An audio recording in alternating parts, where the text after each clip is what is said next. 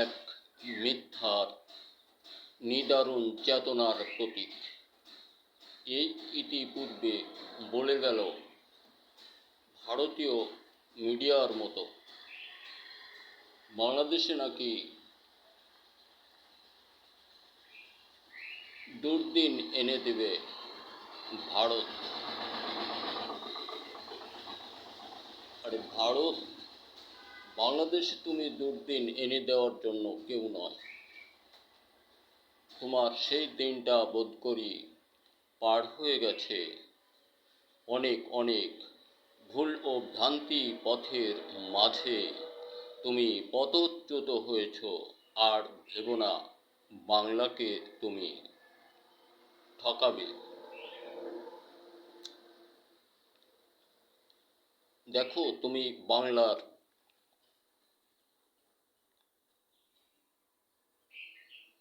সর্বাত্মক উপার্জনের অর্থ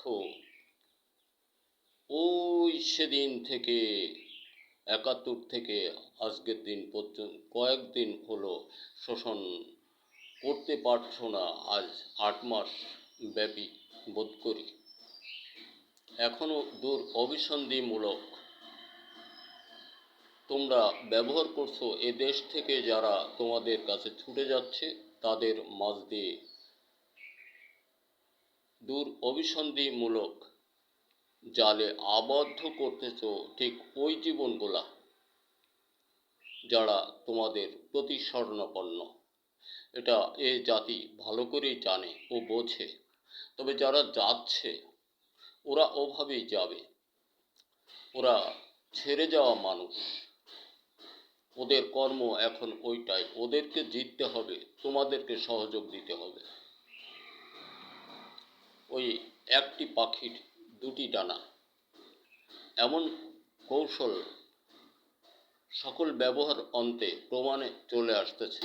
কারণ তোমরা রাজনীতি করো আর আমরা গ্রামের মানুষ, মাঠের মানুষ, শ্রমিক মানুষ। আমরা এতটা তোমাদের থেকে বোঝা বড় কঠিন ব্যাপার হিসেবে তোমরা মনে করো, কিন্তু না, এ অত্যন্ত অত্যন্ত সহজতর কথা। তোমরা যেটা করতে যাও, বলতে চাও, ওটা আমরা বুঝি। সাথে থেকে পাশে যাদেরকে টেনেছিলে, যাদের যোগ সহযোগ দিয়েছিলে দূর অভিসন্ধিমূলক, তারা এদেশের সর্বাত্মক অর্থ সহ ইজ্জত সম্মান সকল কিছু লুণ্ঠন করে নিয়েই তো তোমাদের হাতে তুলে দিয়েছে। আবার কেন এ দেশে যা কিছু আছে, দেশে মানুষ আছে, তারা বুঝবে। তোমার মাথা এত ব্যথায় কেন?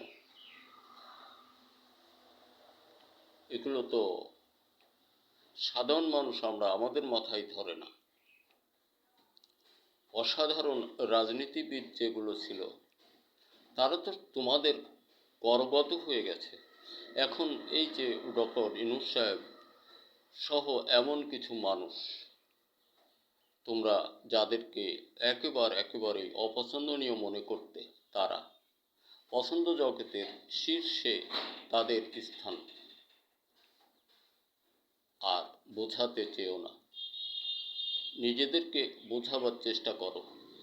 এতটা দিন কীভাবে লুটতরাজ করে খেয়েছিলে এই দেশটাকে ভাঙিয়ে চুরিয়ে, আর নয়। যথাসম্ভব তোমরা ভাগ বটরা করে নিয়েছ, তার অধিক বিশ্বের আরও অন্যান্য দেশে পাচার হয়ে গেছে। ওইগুলো আত্মসাৎ করতে পারতে, তাহলে আরও বেশ দামাডোলের মধ্যে থাকতে পারতে। তা তোমরা পারোনি, সে যোগ্যতা তোমাদের হয়নি। ওগুলি বোধ করি ডক্টর ইউনূস সাহেবের দায়িত্বে ফিরে আসবে। দেশের সকল ছেলেরা আমরা বাজে কোনো রাজনীতির দিকে না গিয়ে সংস্কারের সঙ্গে থাকি এবং স্বরচিত লেখার মতো তৈরি আবিষ্কারের দিকে মনোনিবেশ করি ও তৈরি আবিষ্কার করে সফলতাময় বাজারজাত করার চেষ্টা করি। একসময় তোমারও নাম ছড়িয়ে পড়তে পারে, কারণ তুমি অদূর ভবিষ্যৎ এ জাতির। দেশবন্ধু কৃষক আমরা সকলেই ফসল উৎপাদনে সরে না দাঁড়াই। ধন্যবাদ। দেখা হতে পারে আবার কখনো কোনো ভিডিওতে।